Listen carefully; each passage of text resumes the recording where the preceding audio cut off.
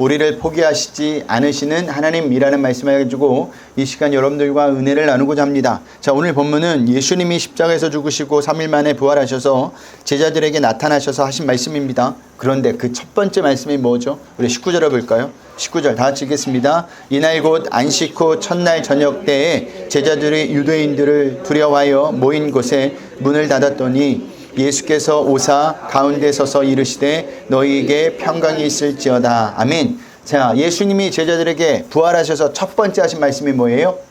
너희에게 평강이 있을지어다. 아멘.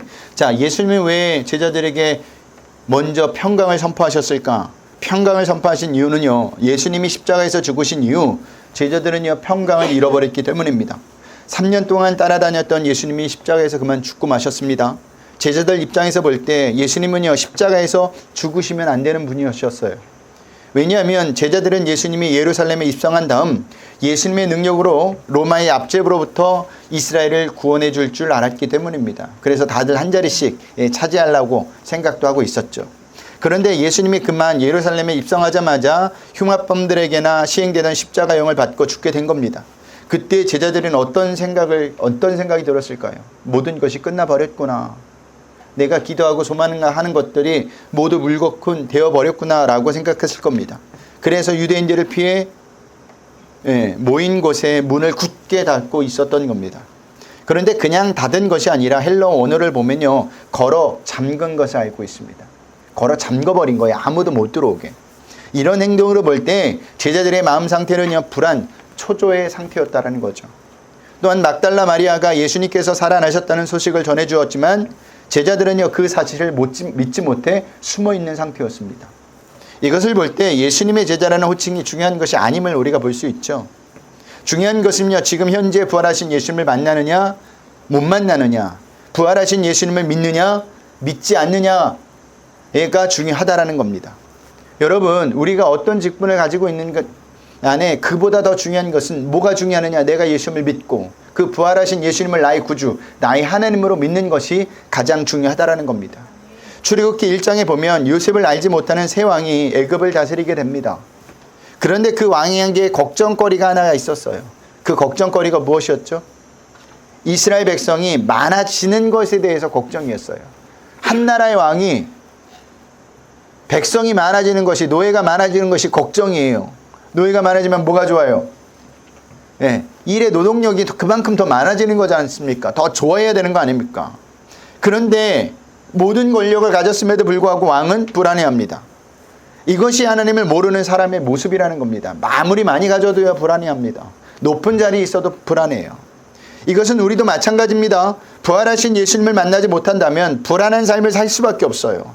하지만 이와 반대로 부활하신 예수님을 만나면 어떻게 될까요? 어떤 상황을 만난다 할지라도, 어떤 처지에 놓여 있다 할지라도 불안해하지 않는다라는 겁니다. 왜 불안하지 않느냐? 사망 권세를 이기신 예수님이 우리와 함께 하시기 때문입니다. 세상의 처음과 시작을 다스리는 분이 우리와 함께 하시기 때문입니다. 이런 제자들의 상태를 한 예수님은요 제자들에게 평강이 있을지어다 라고 선포하신 거예요. 여러분, 예수님을 만나면 평강해집니다. 예수님을 만나면 평안해져요. 보세요. 불안에 떨고 있던 제자들이 부활하신 예수님을 만난 이후 어떻게 변했습니까? 평강을 주는 사람으로 변합니다. 한번 보고 갈까요? 베드로서 1장 2절 말씀입니다. 우리 다 같이 읽겠습니다. 하나님과 우리 주 예수를 알므로 은혜와 평강이 너에게 더욱 많을지어다. 아멘. 자, 베드로서는 누가 썼죠? 그렇죠. 너무 똑똑하시네. 베드로가 썼습니다. 그런데 베드로 후서를 어떻게 시작하고 있습니까? 본인이 경험한 바를 정확히 적고 있어요. 그것이 무엇이냐면 하나님과 예수님을 알게 될 때 무엇이 만다고요? 은혜와 평강이 만다라는 겁니다. 물질이 평강을 줄 것 같죠. 권력이 평강을 줄 것 같죠. 사람이 평강을 줄 것 같죠. 절대 그렇지 않습니다. 그런 것들은 우리에게 평강을 주지 못해요. 왜 평강을 주지 못하느냐? 그런 것들은요 언제든지 우리에게 없어질 것들이기 때문입니다. 하지만 예수님은 그렇지 않아요. 예수님은 영원히 우리와 함께 하시는 분입니다. 그래서 예수님을 만나면 진짜 평강, 영원한 평강을 얻게 되는 거예요. 그래서 여러분들에게 예수님을 만나시라고 이야기하는 겁니다. 그것도 어떻게 해요? 인격적으로 만나셔야 돼요. 내가 예수님을 알아. 이 정도가 아니에요. 예수님을 몸으로 체험하셔야 됩니다. 속속들이 하셔야 합니다. 깊이 높이 넓게 하셔야 합니다. 그럴 때 진짜 평강이 우리에게 임한다는 사실이에요. 21절을 보겠습니다. 다 같이 읽겠습니다. 예수께서 또 이르시되 너희에게 평강이 있을지어다. 아버지께서 나를 보내신 것 같이 나도 너희를 보내노라. 아멘. 평강이 있을지어다 라는 말씀을 선포하신 예수님은 그 다음 어떤 말씀을 하시느냐? 나도 너희를 보내노라 라고 말씀을 하세요. 어디다 보낸다는 겁니까? 그렇죠. 세상에 보낸다는 말이에요. 세상에 왜 보낼까요? 예수님이 하신 일을 하라고 보내는 겁니다. 얼마나 감사한 일입니까? 제자들은 예수님을 어떻게 했죠? 배반했습니다. 개인적으로 볼 때 실패자였어요. 이런 사람을 누가 씁니까? 우리 같으면 쓸까요? 안 쓸까요? 이계 집사님, 부리던 사람이 집사님을 배반했어요. 그것도 3번이나. 넌 아웃이야. 왜 안 쓰느냐? 또 배반할까 봐 안 쓰는 거예요. 그런데도 예수님은 제자들을 세상으로 보냅니다. 제자들을 세상에 보낸다는 것은 그들을 다시 믿어주겠다라는 거예요. 그들을 다시 한번 신뢰하겠다는 의미입니다. 이것은 우리에게도 동일하게 적용되죠. 우리는 예수님 앞에 나갈 수 없는 존재이죠. 아니, 이 자리에 나와 있다는 자체가 은혜입니다. 그리고 기적이에요. 왜냐하면 우리도 날마다 예수님을 부인하는, 배반하는 자이기 때문입니다. 하지만 하나님은요, 이런 우리를 용서해 주시고 믿어 주셨어요. 그것도 모자라 당신의 자녀로 삼아 주셨습니다. 그리고 우리를 세상에 보내주셨어요. 왜 보내주셨습니까? 예수님이 하신 일을 하라고 보내주신 거예요. 그렇다면 예수님이 하신 일이 무엇인지 알아야 우리도 그 일을 할 거 아닙니까? 그 일이 뭐죠? 그 일은 딱 하나예요. 뭘까요? 영혼 구원이에요. 영혼 구원을 위해서 예수님은요, 스스로 낮아지셨고 죄인들을 섬기셨고 용서하셨고 사랑하셨습니다. 이것이 예수님께서 하신 일이에요. 어떠세요? 해볼만 합니까? 낮아지고 섬기고 용서하고 사랑하고 해볼만 하세요? 왜 이렇게 한숨을 쓰세요? 이메일을 하는데. 하지만 이 일은 참 어려운 일이에요. 왜냐하면 인간은 원래 태생적으로 높아지려고 하기 때문입니다. 그래서 남을 섬기기보다는 남에게 어때요? 섬김을 받길 원하죠. 그래서 남을 섬기기가 어려운 거예요. 그러면 어떻게 되느냐? 포기해야 될까요? 아니에요. 예수님은 우리에게 아주 친절하게 그 방법을 하나 가르쳐 주십니다. 자, 그 방법이 무엇이냐? 우리 22절을 보겠습니다. 다 같이 읽겠습니다. 이 말씀을 하시고 그들을 향하사 숨을 내쉬며 이르시되 성령을 받으라. 아멘. 그 방법이 뭐예요? 성령을 받으라 합니다. 성령을 받을 때 예수님이 하신 일을 우리도 할 수 있다는 겁니다. 그래서 예수님은 사도행전에서도 제자들에게 성령을 받으라고 말씀하신 거예요. 사도행전 1장 4절 말씀을 볼까요? 다 같이 읽겠습니다. 사도와 함께 모이사 그들에게 분부하여 이르시되 예루살렘을 떠나지 말고 내게서 들은 바 아버지께서 약속하신 것을 기다리라. 아멘. 자, 여기서 아버지께서 약속하신 것이 무엇입니까? 성령을 받으라는 겁니다. 예수님은 이 약속의 내용을 내가 전에 말했다고 하죠.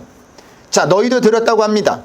어디서 말씀하셨을까요? 어디서 말씀하셨습니까? 어디서 말씀하셨어요? 표정 보니까 다 아는 표정이세요. 네, 다들 아시죠? 네, 요한복음 14장 26절을 보겠습니다. 우리 요한복음 14장 26절입니다. 다 같이 읽겠습니다. 보혜사 곧 아버지께서 내 이름으로 보내실 성령, 그가 너희에게 모든 것을 가르치고 내가 너희에게 말한 모든 것을 생각나게 하리라. 아멘. 여기서 뭐라고 합니까? 성령이 오시면 모든 것을 가르쳐 주신다고 하죠. 여기서 말하는 모든 것이란 뭘까요? 내가 이 땅에 살면서 겪게 될 모든 것을 말합니다. 예수 믿기 전에는 내 삶이 왜 이렇게 되었는지 몰랐습니다. 그런데 예수님을 믿고 난 다음부터 나에게 왜 이런 일들이 일어났는지 알게 되는 거예요. 성령이 깨닫게 되는 거예요. 아, 내가 그런 일이 있었기 때문에 내가 주님 전에 나왔구나. 예수를 믿게 되었구나. 그것을 깨닫게 하시는 거예요. 하나님의 말씀도 마찬가지입니다. 처음 예수님을 믿었을 때 하나님의 말씀을 봐도 무슨 말인지 몰라요. 솔직히 지금도 몰라요. 예. 깨우치려고 해도 깨우쳐지지 않습니다. 이렇게 모여 설교를 듣지만 어떤 사람은요 말씀을 알아듣습니다. 하지만 어떤 사람은 목사님이 오늘 도대체 뭔 소리를 하는 거야. 하나도 귀에 들어오지 않네. 이렇게 이야기하시는 분들도 있을 겁니다.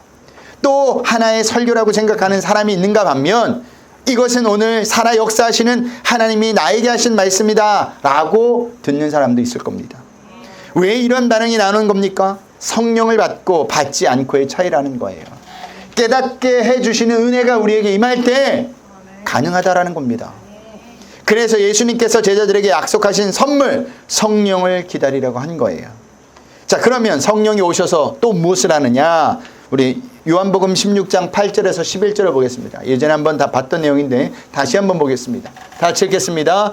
그가 와서 죄에 대하여 의에 대하여 심판에 대하여 세상을 책망하시리라. 죄에 대하여 함은 그들이 나를 믿지 아니하며 이에 대하여 함은 내가 아버지께로 가니 너희가 다시 나를 보지 못함이요 심판에 대하여 함은 이 세상 임금이 심판을 받았음이라. 아멘. 성령이 오시면 죄에 대해서 의에 대해서 심판에 대해서 책망하신다고 하죠. 자, 먼저 죄에 대해서입니다. 자, 예수님은 죄의 규정을 예수님을 믿지 않는 것이라고 확실하게 정의하셨습니다. 죄는요, 헬라어로 뭐예요?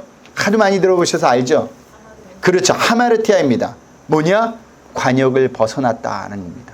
요즘 양궁이 아주 우리나라 파리올림픽에서 모든 금을 휩쓸어요. 예. 뭐 맞히는 거는 다 잘하는 것 같아. 사격, 예, 양궁.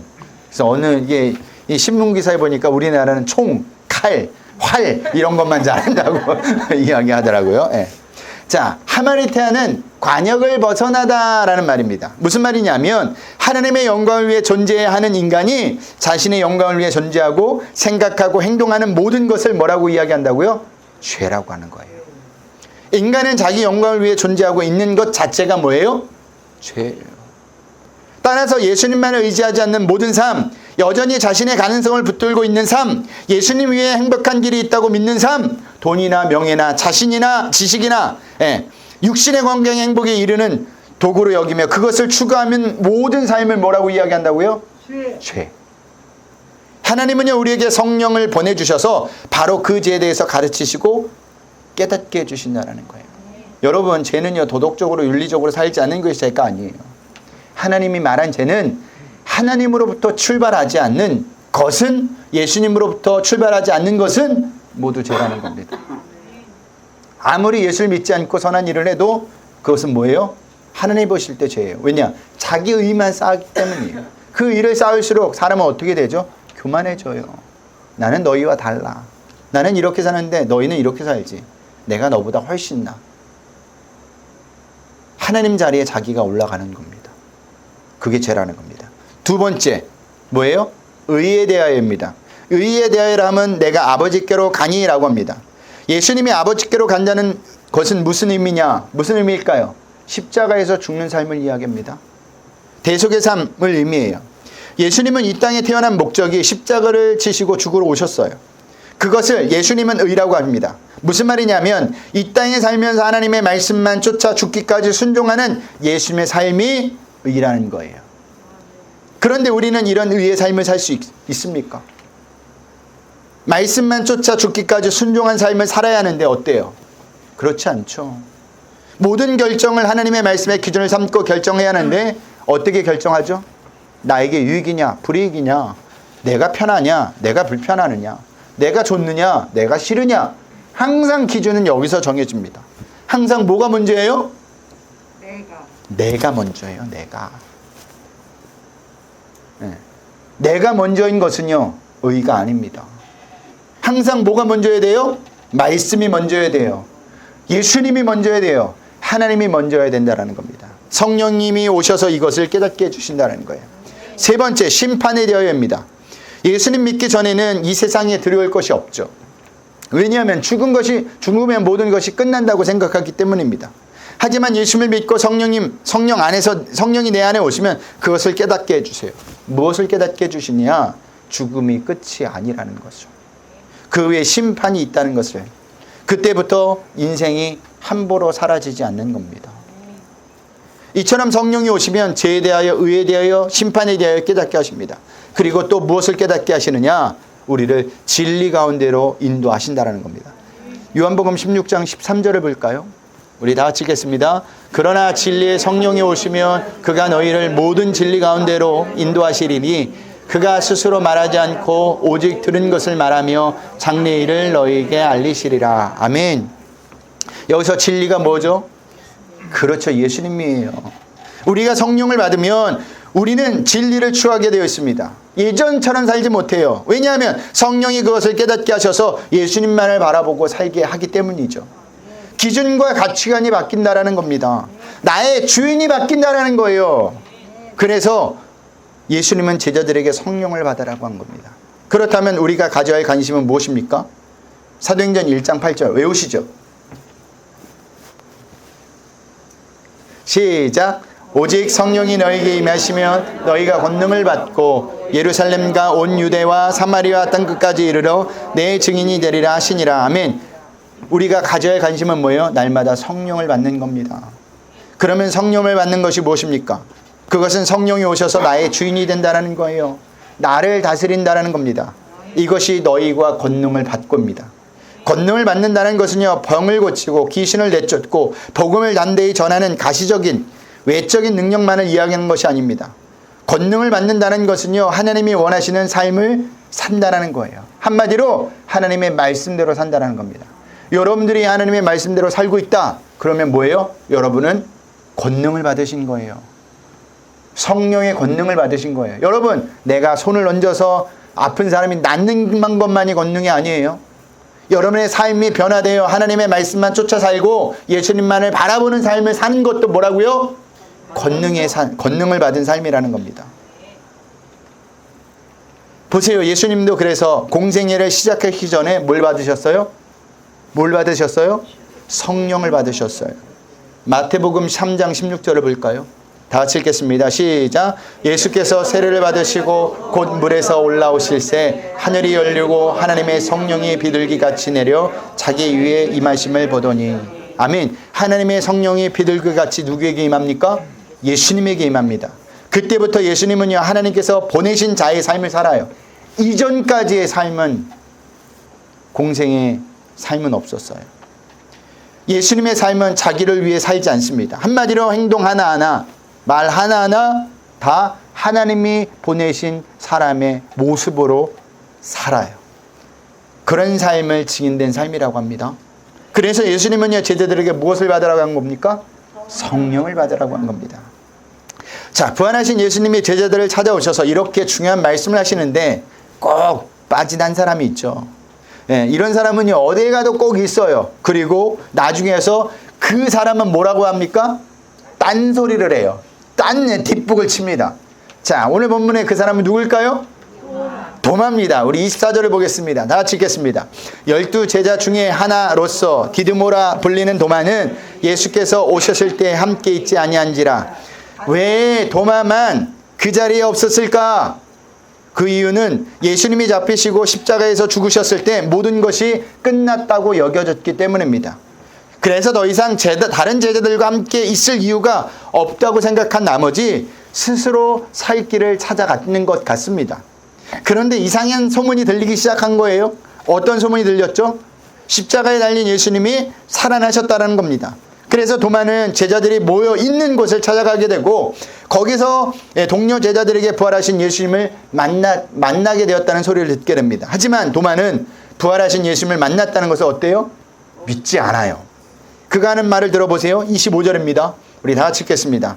다른 제자들이 그에게 이르되 우리가 주를 보았노라 하니 도마가 이르되 내가 그의 손에 못자국을 보며 내 손가락을 그 못자국에 넣으며 내 손을 옆구리에 넣어보지 않고는 믿지 아니하겠노라 하니라. 아멘. 도마는 한마디로 뭐예요? 못 믿겠다라는 겁니다. 자신이 직접 예수님 손에 있는 못자국과 옆구리에 손을 넣어보기 전까지는 못 믿겠다라는 거예요. 다른 말로 이야기하면 보고 만져보고 믿겠다라는 겁니다. 경험해보고 믿겠다라는 거예요. 어떻게 보면 도마는 굉장히 이성적인 신앙 같습니다. 우리도 이렇지 않습니까? 보여줘야지 믿겠다고 기도하지 않습니까? 만져줘야 믿겠다고 기도하지 않습니까? 그 전까지는 못 믿겠다고 하는 겁니다. 그런데 정말 보여주면 믿을까요? 만져지면 믿을까요? 예수님을 직접 본 제자들은 다 믿었을까요? 아니에요. 한번 볼까요? 마태복음 26장 16절 17절입니다. 부활하신 예수님을 만난 겁니다. 우리 다 같이 읽겠습니다. 11제자가 갈릴리에 가서 예수께서 지시하신 산에 이르러 예수를 배웠고 경배하나 아직도 의심하는 사람이 있더라. 아멘. 부활하신 예수님을 만나고도 어떤 사람이 있었다고요? 의심하는 자가 있다고 합니다. 이것이 인간이에요, 여러분. 눈으로 보면 다 믿을 것 같죠? 절대 그렇지 않아요. 보고도 못 믿습니다. 경험해봐도 못 믿어요. 대표적인 성경에 백성이 나오죠. 어느 백성이에요? 이스라엘 백성이 그래요.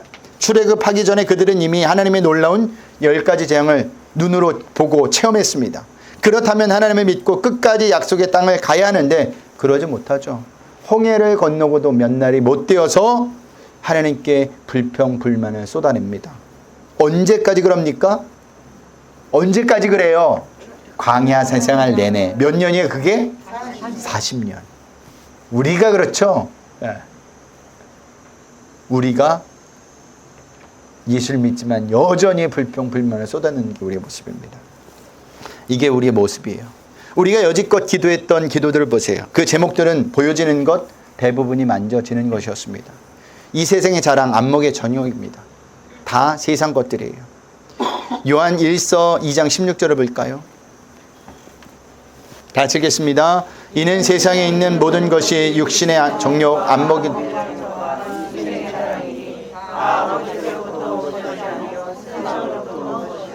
아멘. 이런 것들이 이루어져야 하나님이 있는 것 같고 이런 것들이 이루어지지 않으면 하나님이 없는 것 같습니다. 이게 인간이라는 겁니다.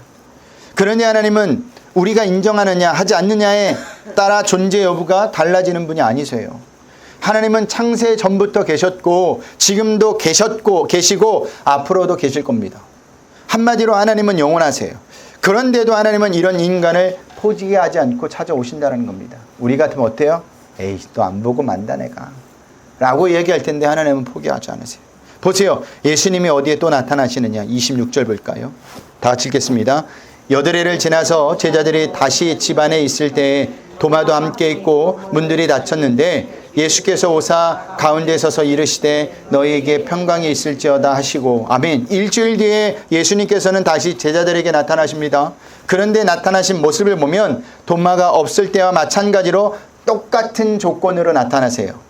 다락방에서 문이 꼭 닫고 있었는데도 공간을 초월하여 제자들에게 나타나셨어요. 그리고 말씀하시는 것도 똑같죠. 어떤 말씀이에요? 너희에게 평강이 있을지어다. 그런데 이번에는 누구 때문에 오신 거예요? 누구 때문에 오신 거예요? 단 한 사람, 의심 많은 인간, 도마 한 사람 때문에 다시 나타나셨다라는 거예요. 이분이 우리가 지금 믿고 있는 하나님이십니다. 하나님은요, 한 사람을 위해서도 언제나 찾아가시는 분이세요. 마가복음 5장을 보면 예수님이 거라사 지방을 방문하시는데 단 한 사람만을 위해 방문하신 것을 볼 수 있습니다. 그게 누굽니까? 군대 귀신에 들린 자입니다. 거기서 그 어떤 사람도 만나지 않고 전도하지 않고 복음을 전가하지 않고 나오세요. 그를 만나주고 고쳐주시고 다시 나오십니다. 거라사 지방에서 그 외에는 누구도 만나주지 않고 나오세요. 무엇을 의미하느냐? 하나님은요, 한 사람 한 사람을 소중하고 귀하게 보신다라는 겁니다. 우리가 착각하는 것이 있습니다. 하나님은 나에게까지 신경 쓰지 못할 것이라는 생각이죠. 그런데 아니에요. 하나님은 한 사람 한 사람 다 소중하고 귀하게 여겨주세요. 요한복음 1장을 보면 제자들을 부르시는 장면이 나와요. 그 주중에서도 나다나엘을 부르실 때 이런 말씀을 하세요. 빌립이 너를 부르기 전에 내가 무화과 나무 아래에 있을 때 보았나라.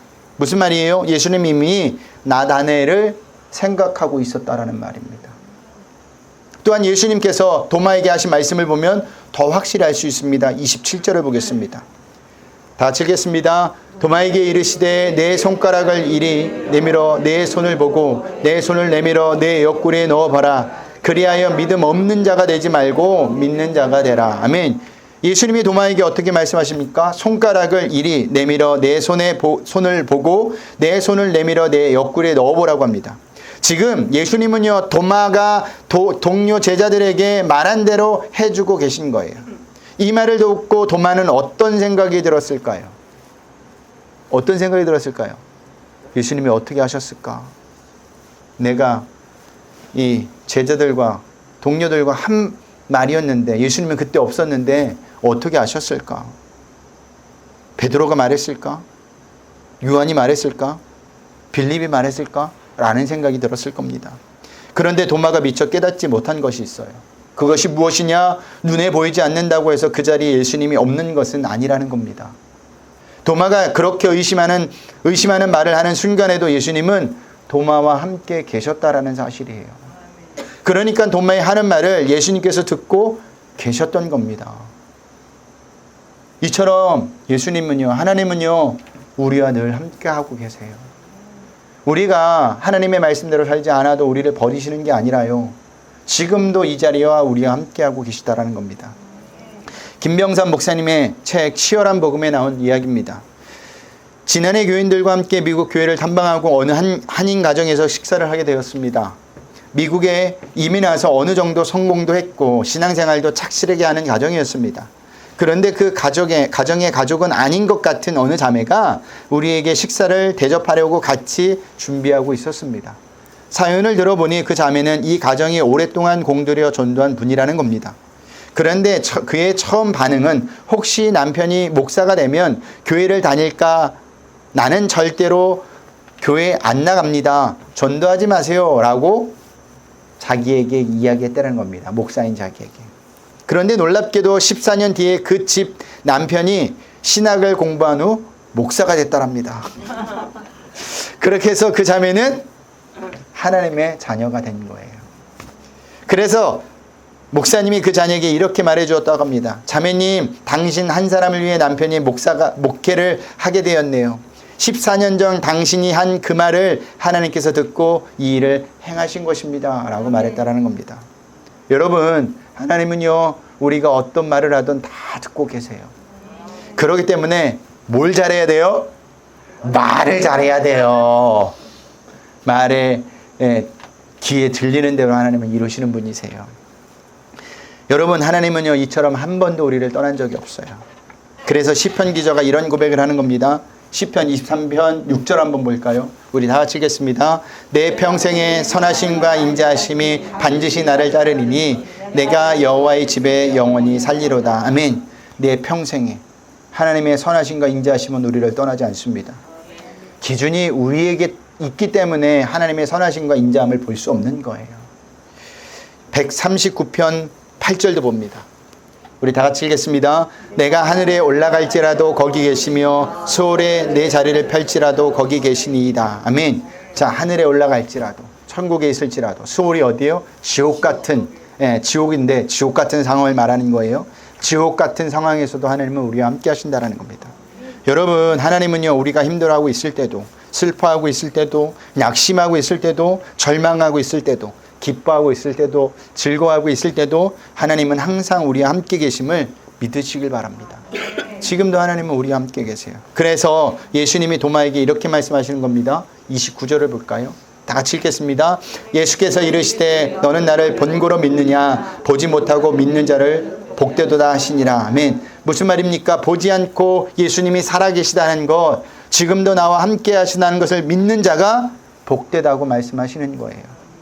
도마에게 하신 예수님의 말씀을 볼 때 우리는 어디에 속한 자입니까? 예수님을 직접 봐야 그분이 살아계시고 우리와 함께 하신 것을 믿는 자입니까? 아니면 예수님을 직접 보지 않고 그분이 살아계시고 우리와 함께 하신 것을 믿는 자입니까? 우리 모두가 후자에 속한 복된 자가 되시길 소원합니다. 보지 않고 믿는 우리 브릿지교회 성도님들이 되시란 말입니다. 자, 우리에게 그렇게 될 수 있는 믿음을 주시기 위해서 또 무엇을 하셨느냐? 말씀을 주셨어요. 우리 30절 31절을 보겠습니다. 다 같이 읽겠습니다. 예수께서 제자들 앞에서 이 책에 기록되지 아니한 다른 표적도 많이 행하셨으나 오직 이것을 기록함은 너희로 예수께서 하나님의 아들 그리스도이심을 믿게 하려 함이요 또 너희로 믿고 그 이름을 힘입어 생명을 얻게 하려 함이니라. 아멘. 자, 우리를 절대 포기하지 않으신 하나님을 알고 싶으십니까? 그럼 어떻게 될까요? 어떻게 해야 돼요? 말씀을 보셔야 합니다. 우리와 함께 하시는 예수님을 알고 싶습니까? 어떻게 하셔야 돼요? 말씀을 보셔야 합니다. 말씀을 통해 절대로 우리를 포기하진 하나님을 만나게 될 거예요. 성경 안에는요, 이런 일들로 가득 차 있습니다. 그런데 우리는 항상 뭐만 보느냐? 내가 필요한 말씀만 봐요. 아니에요. 말씀은 쭉 읽어 내려가는 겁니다. 쭉 읽어 내려가다 보면 예전에 전혀 눈에 들어오지 않는 말씀들이 보여지게 돼요. 성경을 통독을 하게 되면, 읽게 되면 너무너무 신기한 게 있어요. 항상. 뭐냐? 그렇게 성경을 많이 읽어도 눈에 들어오지 않는 말씀이 있었다는 것이 너무너무 신기하다라는 겁니다. 아, 이런 말씀도 있었네. 아, 이런 의미가 있었구나. 또 깨달아지는 것도 은혜라는 겁니다. 그러니 한 주간도 우리가 우리와 함께 하시는 하나님을 발견했으면 좋겠습니다. 그리고 우리의 상황이 어떠하더라도 하나님은 절대 우리를 떠나지 않고 여전히 우리를 붙들고 가장 좋은 길로 가고 있다는 것을 믿으셨으면 좋겠습니다. 왜냐하면 하나님은요, 당신의 택한 백성들을 절대 포기하지 않습니다. 우리의 기준이 항상 우리가 가지고 있는 우리의 상황, 우리의 경험대로 이 상황들을 해석하니까 하나님이 안 계신 것 같아. 하나님은 나를 도와주시지 않아 라고 생각하지만 절대 그렇지 않아요. 과정 중일 수도 있고 그 과정을 통해서 우리가 나중에 고백하는 것은 뭐냐? 하나님의 오르셨음이에요. 그때 하나님이 오르셨구나. 그때 하나님이 내 길을 들어주셨다면 정말 안 되는 거였구나 라는 것을 알게 된다는 겁니다. 여러분, 하나님은 항상 신실하세요. 그리고 항상 하나님은 오르세요. 이 신앙을 분명히 가지시길 바랍니다. 그러면 어떤 일들을 경험하더라도 하나님을 놓치지 않아요.